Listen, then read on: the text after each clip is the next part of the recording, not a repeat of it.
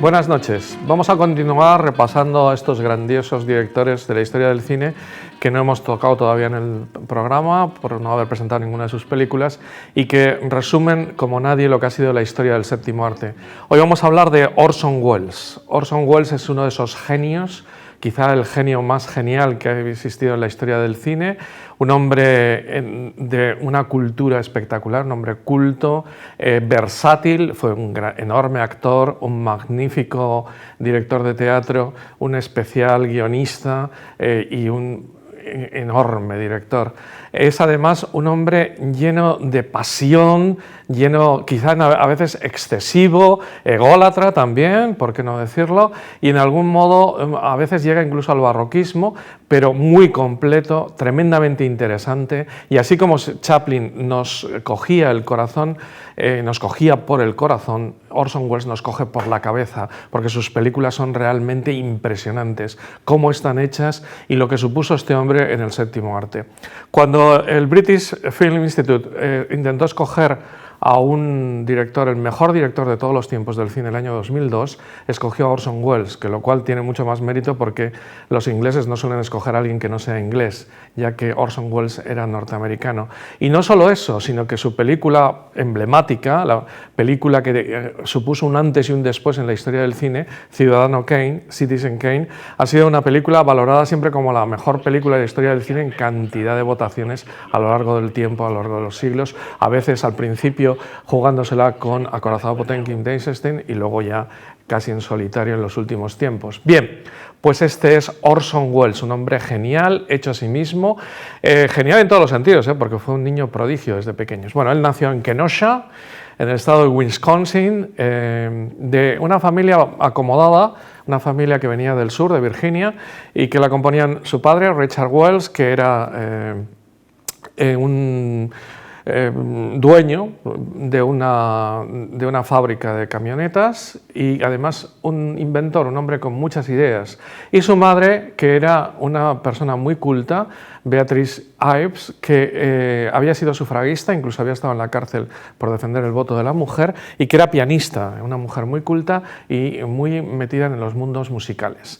A los 3-4 años, el dato varía del inicio a lo demás que hizo, y se inaugura en el mundo del teatro con una obra que se llama Sansón y Dalila, con lo cual lo tenemos ya como un actor primerizo, prácticamente en la niñez más absoluta.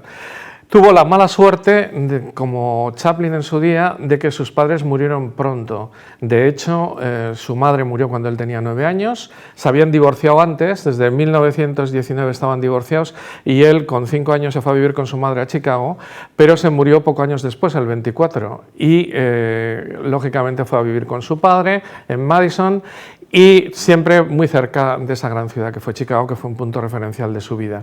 Y su padre se murió cuando él tenía 12 años, de tal manera que, aunque tuvo, digamos, dinero en su infancia, fue una persona tremendamente infeliz.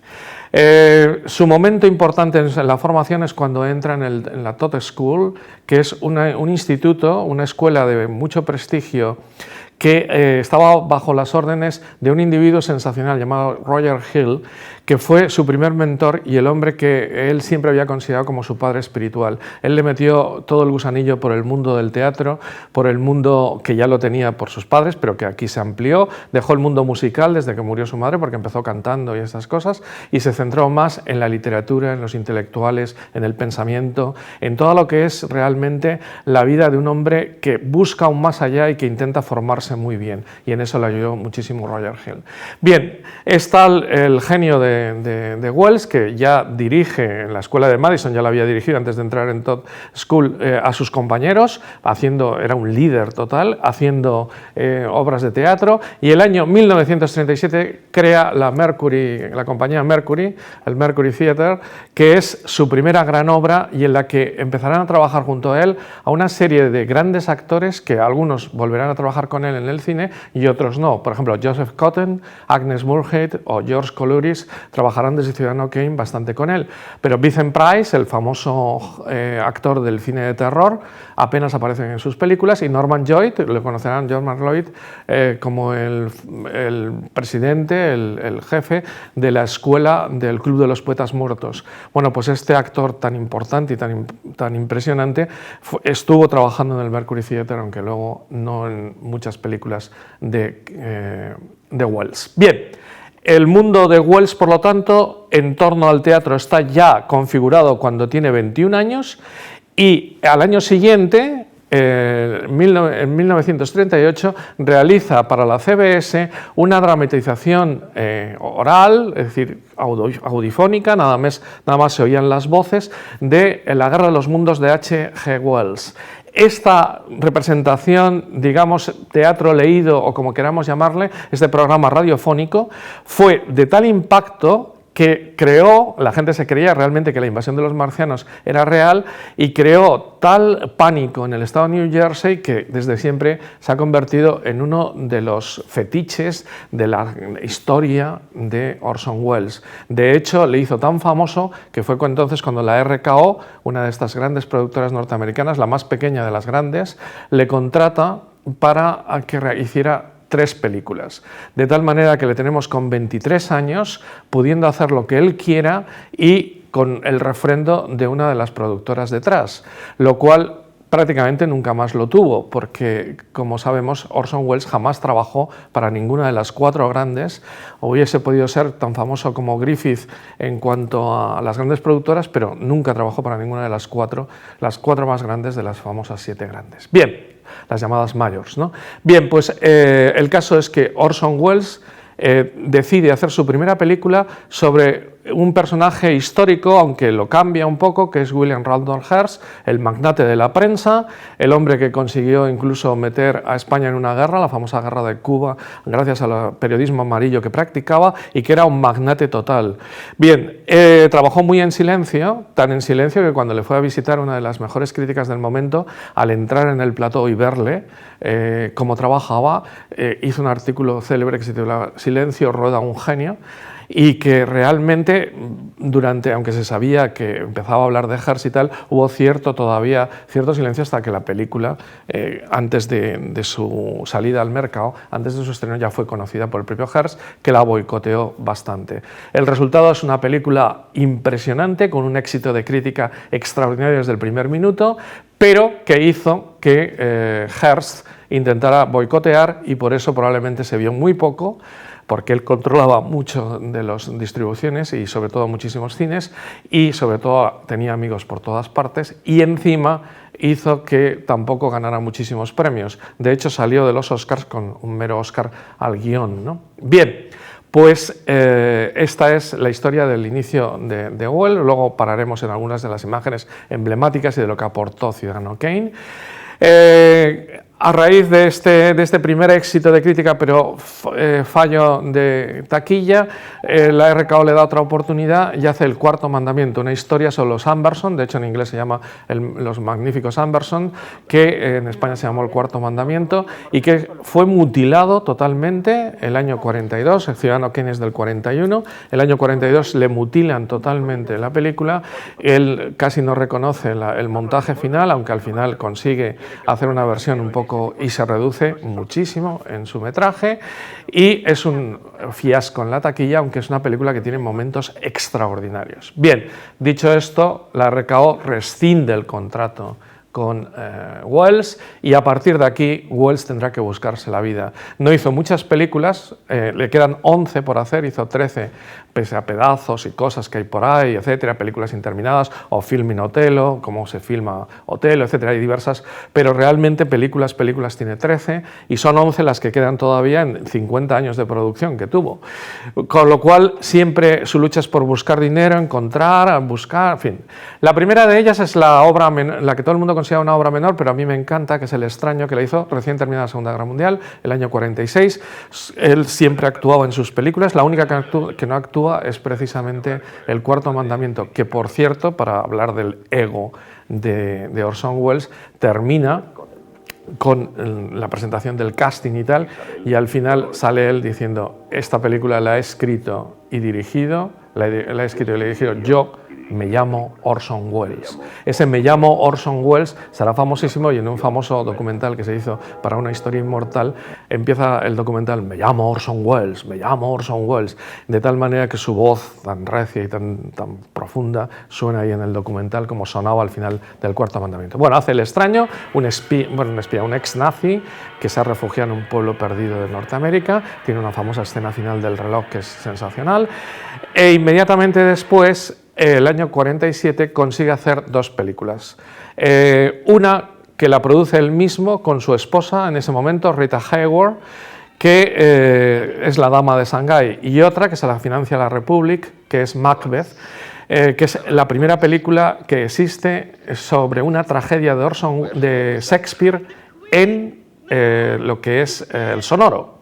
De tal manera que Shakespeare, lógicamente, para entenderlo hay que entenderlo en el sonoro, y hasta ahora se habían hecho 3 películas, pero todas ellas comedias. La última, la cuarta, es la primera tragedia que hace, y la hace el propio Orson Welles. La dama de Shanghái, todo el mundo ha hablado muchísimo sobre si fue una venganza también. Es un thriller, pero en la cual en las escenas finales parece que acaba con el personaje de Rita Hayworth. Además, estaban en ese momento divorciándose, y además la pone de rubio, cuando Rita Hayworth era famosa por su melena pelirroja, etc. De algún modo es una película que por unos momentos parece un homenaje a Rita Hayworth, y por otros una venganza de Rita Hayworth. Bien, el caso es que la película al final resulta ser una película bastante buena. El Macbeth está hecho con muy poco dinero, poquísimo dinero. De hecho, si se pasaba de los $700.000 que le había dado la Mercury, la Republic, tenía que poner él de su propio dinero. Y es una película tremendamente oscura, hecha con esos claros y claroscuros, luces y sombras, y hecha en unos decorados con muy poco dinero, que es lo que caracteriza a Macbeth, aparte del magnífico guión y la magnífica actuación de él y de Lady Macbeth. Bien, en los años 50 nos encontramos con unas películas fabulosas. Otelo, que es Palma de Oro en el Festival de Cannes, que es una de esas películas que marca todo el estilo de Orson Welles. Mr. Arkadin, que es su primer contacto con España, y de hecho es una película que realmente no acaba de ser del todo buena por toda una serie de circunstancias que no voy a decir, pero es su contacto primero con España, por cierto, la dirección artística de Gil Parrondo. Y por fin, el año 57, Set de Mal. Set de Mal es la película, la segunda obra maestra después de Ciudadano Kane.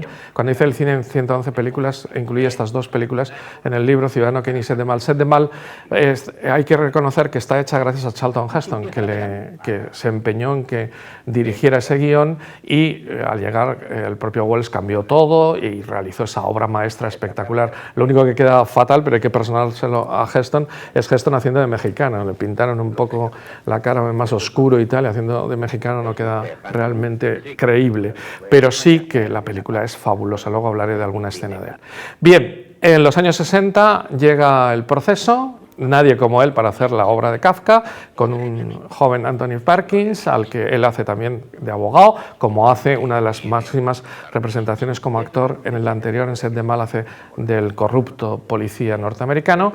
Y El proceso, lógicamente, no gana mucho dinero, y en los años 60 también realiza su tercera obra maestra, que es Campanadas a medianoche, realizada entera en España, parte en Ávila sobre todo, además con escenarios naturales. La batalla está hecha en la Casa de Campo de Madrid, pero sobre todo esas iglesias. Como decía un crítico, es que Orson Welles no tiene que buscar cartón piedra ni montar decorados, porque tiene iglesias románicas, iglesias góticas, castillos medievales, le rodean, y efectivamente aprovecha todo eso para hacer una película sensacional, financiada por dinero español, y está prácticamente entera, no como la Mr. Arkadin, que era hispano-suiza española, ¿no?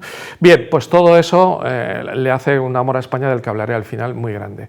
Y para terminar, en Campanadas a medianoche, por cierto, utiliza por primera vez a Jean Moreau, que va a ser como una especie de musa, amiga, aparece en esta película que he dicho antes del documental hablando muchísimo de él, y vamos a hablar por fin de Su canto de cisne. El año 68 y el año 73 realiza sus dos últimas películas, que son Una historia inmortal y F de fraude, o de fake, en castellano se llamó solo Fraude, y que es una reflexión extraordinaria sobre el mundo del arte, qué es real, qué es irreal, habla en base a un imitador de Picasso y de otros grandes artistas, de Van Gogh, y al mismo tiempo tiene esas imágenes entre la bruma de la catedral de Chartres, ¿no?, y su comparación, Picasso, etc. Bien, una película realmente donde se mezcla el documental con la ficción. Bueno, pues este es el magnífico Orson Welles. Influencias de Orson Welles, porque Orson Welles tuvo que aprender, él sabía un montón de teatro, esa es su primera influencia, el teatro, la fuerza del teatro, los actores, la potencia de la voz, que él tenía una voz espectacular además, la potencia de su presencia y todo lo que es propiamente el mundo del teatro, no digamos nada de Shakespeare. El bardo de Stratford-on-Avon es quien le marca, él decía que si Shakespeare hubiese nacido en el siglo XX habría sido director de cine, y por lo tanto esa fusión, él hizo dos películas, Otelo y Macbeth, sobre obras de Shakespeare, aunque el guion es suyo, es la obra de teatro, y luego una, Campanadas a medianoche, totalmente interpretando el mundo de Shakespeare. Es decir, que lo que hace es coger Falstaff, Enrique IV, Enrique V, y hacer ahí una especie de mejunje extraordinario, porque el guion ahí sí que es totalmente suyo, centrado en esa figura Oronda de Falstaff que él también hace, ¿no?, que él también representa. Bien. La segunda gran influencia son cinematográficas. Aprendió muchísimo de John Ford, de hecho se vio, cuando se le dieron a hacer Ciudadano Kane, se pasó viendo a John Ford un montón de días y vio 30 veces La diligencia. Hay muchas cosas de La diligencia en Ciudadano Kane, y él opinó siempre que John Ford era el gran director. Cuando le preguntaban qué tres grandes directores hay en la historia del cine, dijo 3 veces la palabra John Ford, lo he contado al hablar de John Ford, John Ford, John Ford y John Ford, ¿no? Bien, y el expresionismo alemán. También el cine negro norteamericano, pero sobre todo esas luces y sombras, todos los claroscuros, la manera de rodar del cine del expresionismo alemán. Si a todo eso le añadimos él mismo, decía que su presencia oronda, su voz profunda, que lo llenaba todo, eso es parte de la influencia en su modo de funcionar. Y de hecho, es imposible que haya hecho un personaje que sea un alfeñique, o que haya hecho un personaje, un hombre corriente del Nueva York del siglo XX, no, imposible. Él hace siempre personajes muy potentes. Y luego, no digamos nada, todo lo que es también su idea de la historia, eso le influyó muchísimo, la historia, el Renacimiento sobre todo, le encantaban los genios y las personas poderosas, los Medici, los otomanos, la mezcla de la Edad Media, del Renacimiento, y él fue un hombre del Renacimiento en todo su sentido. Un hombre de un saber total y de una manera de concebir la historia muy renacentista. Era un gran humanista, distinto en su modo de serlo de Chaplin. Bien, como actor vamos después a analizar algunas de sus principales aportaciones a la historia del cine, pero una de ellas ha sido como actor. Como actor hizo, es más, solía decir que hacía de actor tanto para poder conseguir dinero para hacer sus películas.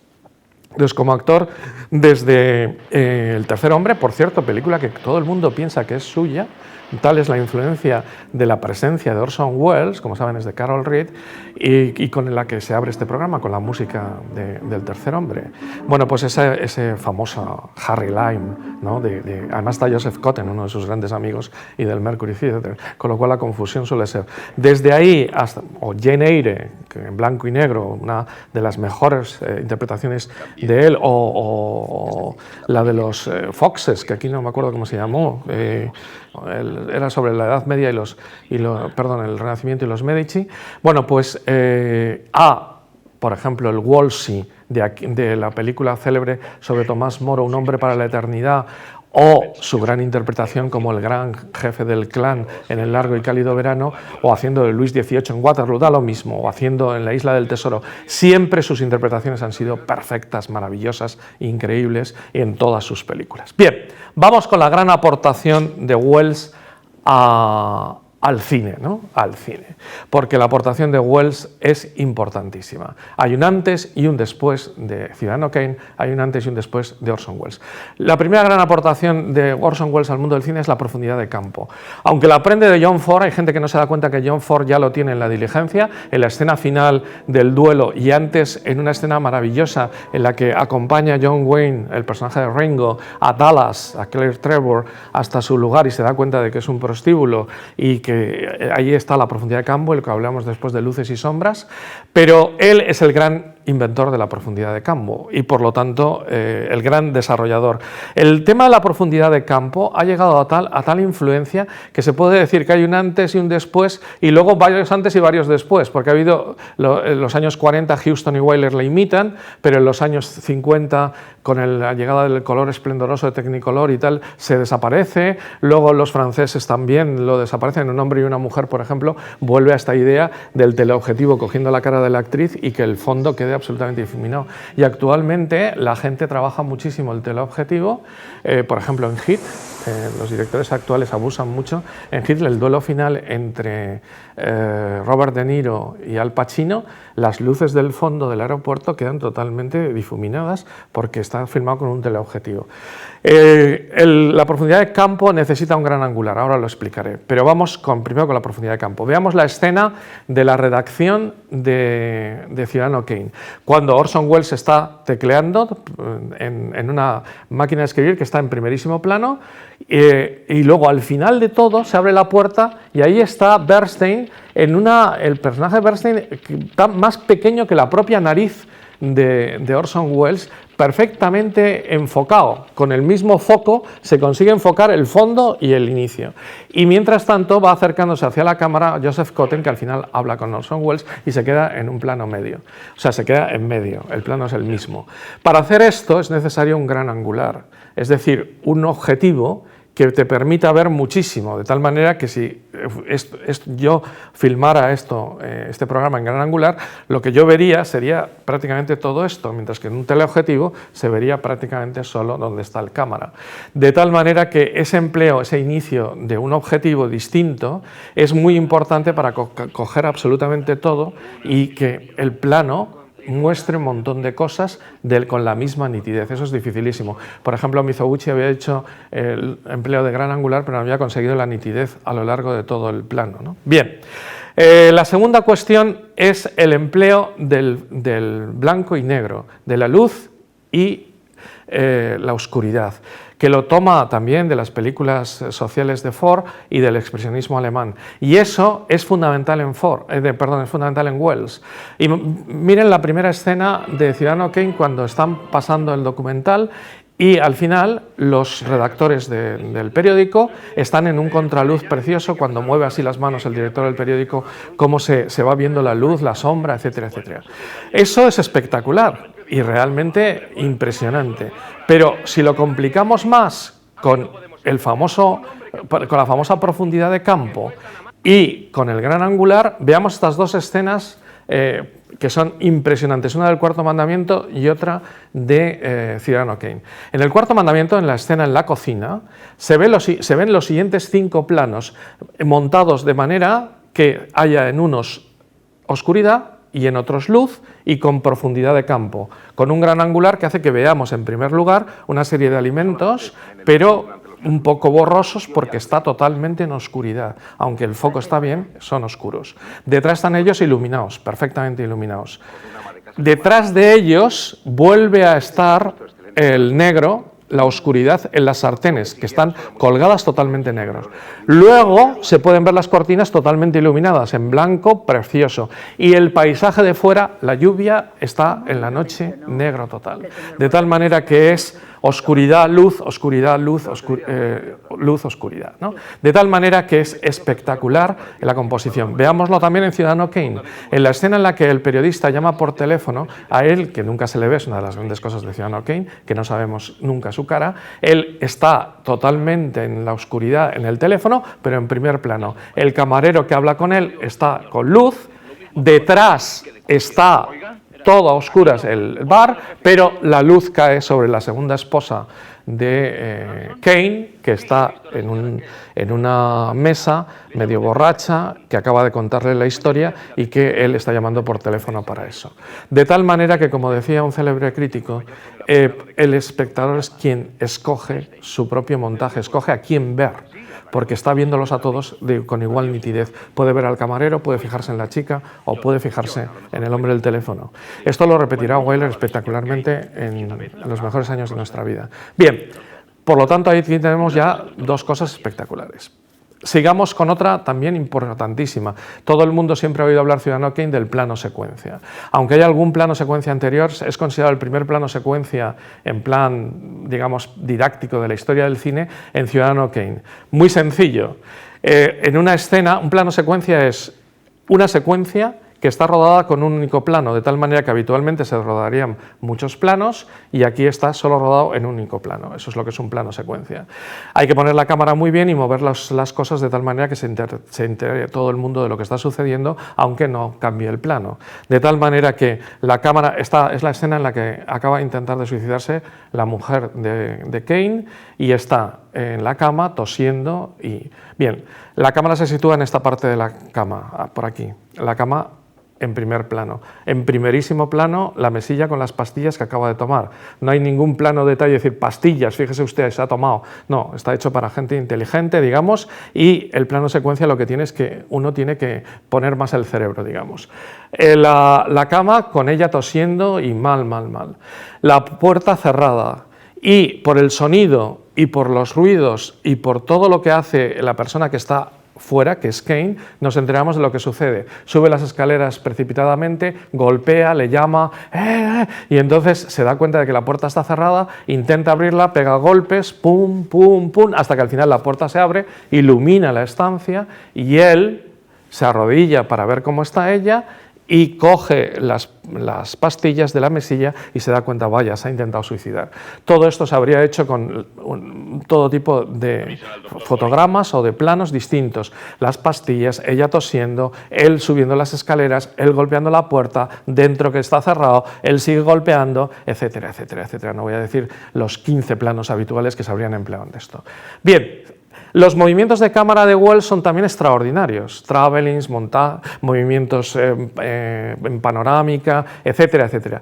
Pero él tiene fama de barroquismo y de hecho es muy barroco en muchos de sus movimientos, pero tiene momentos sublimes de movimientos tremendamente sencillos. Por ejemplo, en el Cuarto Mandamiento, cuando sigue a la pareja de protagonistas en el baile y los lleva hasta la escalera y empieza a subir con ellos la escalera, ese es un movimiento muy sencillo que necesita muchísima preparación y coreografía para que la gente se mueva hacia un lado, hacia otro, la cámara vaya bien, etcétera, pero que al mismo tiempo no sorprende demasiado a la gente, que no interrumpe la narración.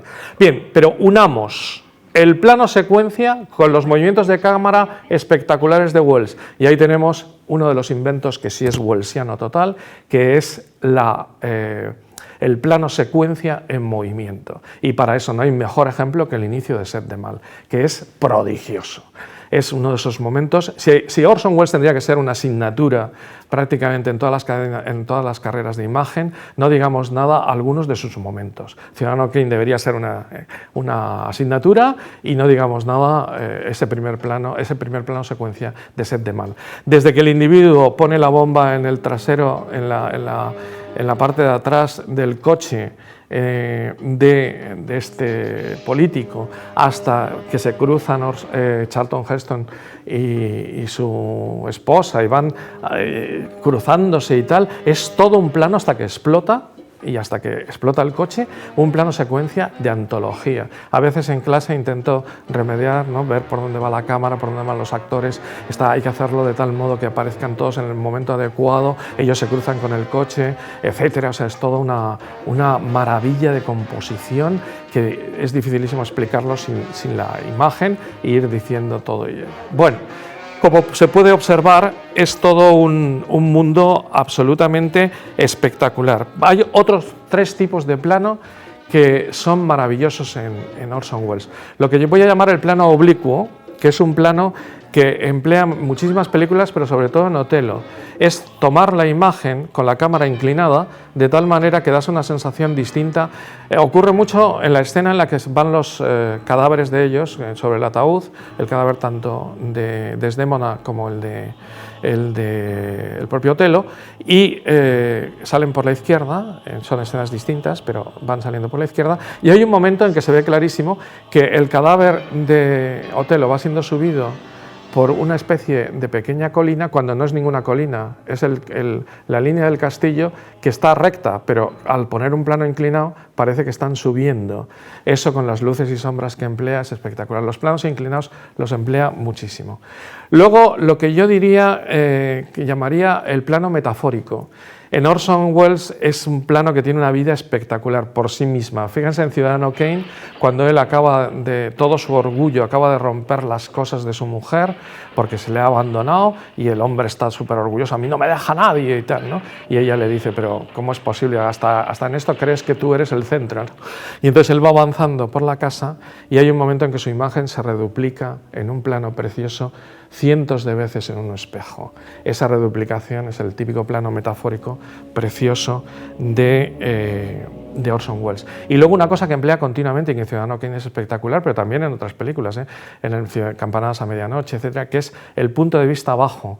El punto de vista bajo es tan bajo a veces que hacía huecos en el set, en el decorado, para poder meter la cámara. De hecho, en la redacción de Ciudadano Kane hay varias de esas y hay una famosísima de Joseph Cotten, que está medio borracho después de una fiesta y se ve cómo está cogiéndolo desde abajo, pero muy abajo, de tal manera que la representación del individuo es casi en un contrapicado espectacular, ¿no? Bien, esto se ve en cantidad de imágenes, a veces sin darse uno cuenta. La coronación que hace Falstaff delante de Harold, que va a ser Enrique V, pero que es un perdido con él en una especie de burdel. Allí la coronación está cogida desde abajo, cuando él tiene encima la famosa olla esta, ¿no? En general, todo. Por cierto, ahí se puede ver muy bien lo que es el gran angular en la película Campanadas a medianoche, incluso en el exterior, cuando pasan los caballos y se ve perfectamente las lanzas que están así puestas, una especie de lanzadera de lanzas, dentro del burdel, como se ven todas las mujeres espectacularmente bien, aunque él se está riendo, arriba, abajo, al fondo, se ve muy bien todo lo que decía antes. Bueno, era una reflexión sobre Campanadas a medianoche que no la había citado. Entonces, dicho todo esto, los planos metafóricos, los planos inclinados, el punto de vista bajo, afecta a otra cosa de la cual no hemos hablado todavía, que es al sonido. El sonido en Welles es tan espectacular que de alguna manera se transmite en todas sus películas de un modo muy original. Fíjense, por ejemplo, en la entrada en la biblioteca de Welles, ¿no? Del periodista en Ciudadano Kane. Aparte de ese foco espectacular sobre el libro y tal, el sonido de los zapatos, hay que ver las versiones originales. El sonido también de los zapatos, creo que esta escena todavía es más clara, de cómo Orson Welles aparece en la gran sala de la chimenea donde su mujer está haciendo un puzzle y avanza entre claroscuros, la gran escalera que va por detrás, avanza por delante y su voz resuena en esos espacios totalmente, sus pisadas, tal, y en la conversación con su mujer, cómo resuena todo. Para eso había que hacer los techos también, y esto viene a colación también del punto de vista bajo. Si tú pones la cámara muy baja, no puedes hacer un decorado sin techos.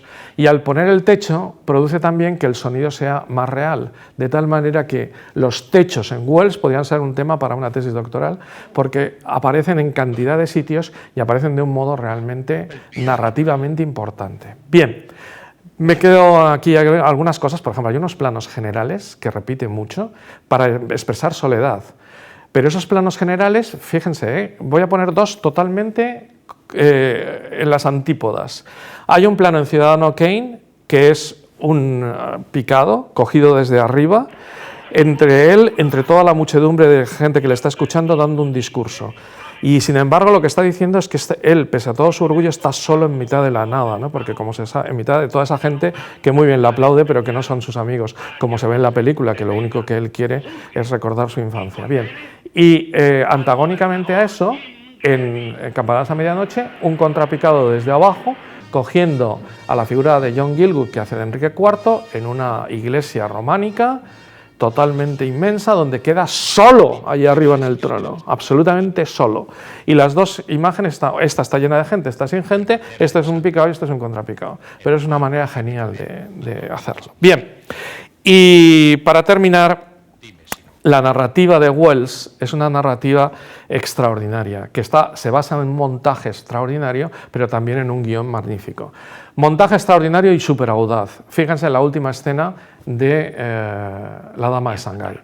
Hemos hablado antes de cristales, pues vean cómo emplea los cristales, o sea, ahí sí que no es un plano secuencia, es un montón de imágenes de los cristales, primero poniendo a Orson Welles y a Rita Hayworth antagónicamente, luego al personaje con el bastón, las pistolas, los disparos, cómo se multiplica la imagen por los cristales y al mismo tiempo cómo la divide con el montaje, no se sabe a quién se dispara, si está en el cristal o es él realmente, toda esa escena es magistral para estar tiempo y tiempo analizándola. Pero también por la propia narrativa. Él, antes que nadie, hizo la versión esa que por la que Rashomon se hizo tan famoso, que es coger una historia que no la cuenta el director, sino que la cuentan los personajes. De tal manera que Ciudadano Kane ya sabemos la vida de Ciudadano Kane por un documental al principio y por el testimonio de todas las personas que les conocieron, que por cierto muchos de ellos se contradicen. Vemos incluso escenas hechas desde un modo de vista distinto, o sea, explicando lo mismo pero de modo distinto, porque quien lo narra está dando su opinión y por lo tanto el sesgo con el que vamos recibiendo los datos sobre Kane son tan extraordinarios que al final, otra cosa importantísima del guión es que no se vea el periodista quién es, porque somos cada uno de nosotros, y al final nadie sabe en la película qué significa Roswell. Asunto fundamental, el leitmotiv por el que se ha iniciado toda la película. Y al final, por un detalle con el público que le hizo poner también la productora, nos enteramos todos de que Roswell es ese famoso, porque al quemarlo en el fuego es el famoso trineo de su infancia, etc.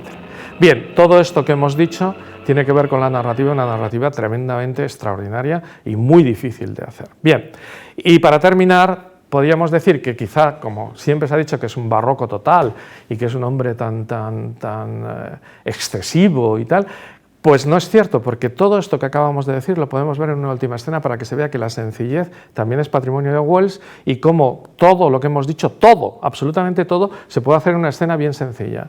Es la escena de Ciudadano Kane, una escena en la que el niño está jugando con el trineo fuera, le vemos con mucha luz, con la nieve, la cámara en un traveling hacia atrás se mete por la ventana. Y entonces vemos a la madre y a todos, a su padre y al que viene a buscarle, ¿no? Al gerente, o no sé cómo llamarle, al que será su padrino, digamos.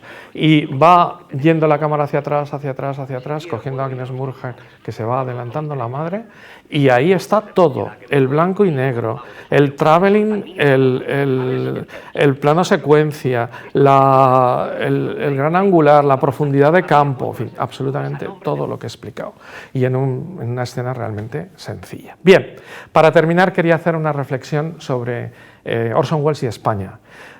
Él decía, y es una frase suya, con lo cual se valora muchísimo más esto, que uno no es de donde nace, sino donde le gustaría morir.